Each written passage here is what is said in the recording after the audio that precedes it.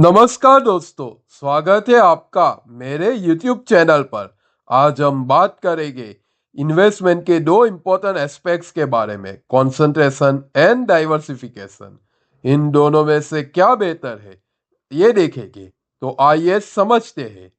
जैसा कि एक कहावत है, सभी अंडे एक ही बॉक्स में मत रखो। इसका मतलब है कि अपने इन्वेस्टमेंट को डाइवर्सिफाई करना चाहिए। अगर आपका सारा इन्वेस्टमेंट एक ही कंपनी में लगा है और वो कंपनी डूब जाती है तो आपका पूरा इन्वेस्टमेंट डूब जाएगा। लेकिन अगर आपका इन्वेस्टमेंट डिफरेंट कंपनीज में डाइवर्सिफाइड है तो कंपनी के डूबने से आपका पोर्टफोलियो इम्पैक्ट नहीं होगा। लेकिन डाइवर्सिफिकेशन का भी अपना नुकसान है।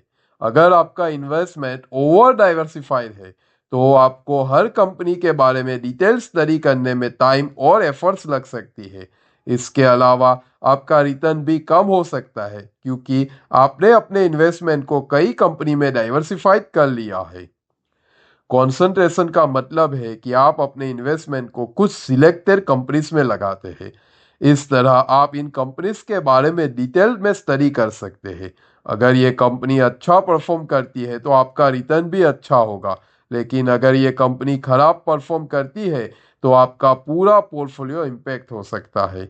सुकोविया फंड एक ऐसा ही फंड था जो कंसंट्रेशन पर फोकस करता है। वे लॉन्ग टर्म में में विश्वास करते हैं। वे अपने पोर्टफोलियो में कुछ सिलेक्टेड कंपनीज में ही इन्वेस्ट करते हैं।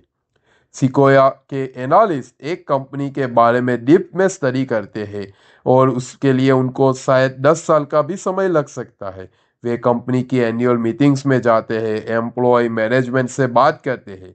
वे कंपनी के बारे में हर संभव इंफॉर्मेशन कलेक्ट करते हैं।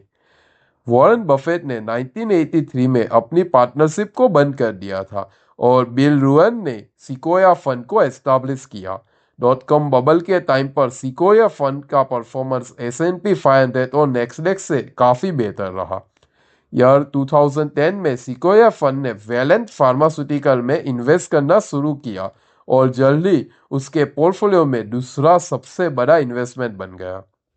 ईयर 2011 में यह सिकोया फंड का सबसे बड़ा इन्वेस्टमेंट बन गया, जिसने बर्कशायर हैथवे को पीछे छोड़ दिया। सिकोया ने वेलेट के एक ऐसी दवा कंपनी के रूप में डिस्क्राइब किया जो R&D यानी कि रिसर्च एंड डेवलपमेंट पर ज़्यादा इन्वेस्ट नहीं करता।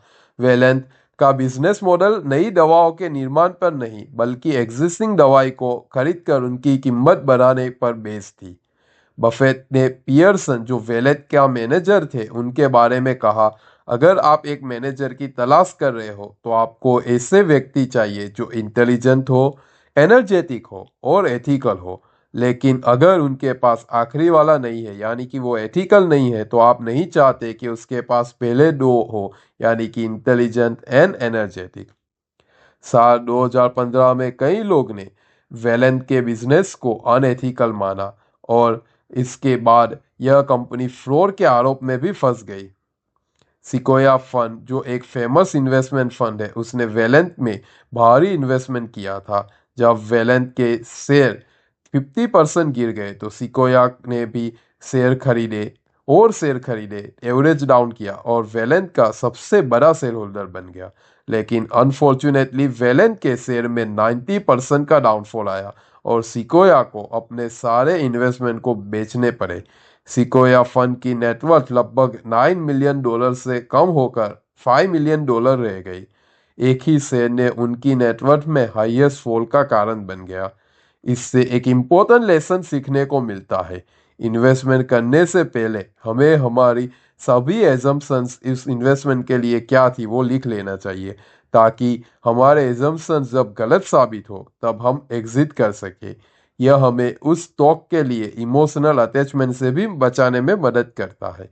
हमेशा इन्वेस्टमेंट के एंट्री एंड एग्जिट का चेकलिस्ट प्रिपेयर कीजिए जिससे इन्वेस्टमेंट में इमोशनल अटैचमेंट से बच के डिसीजन लिए जा सके।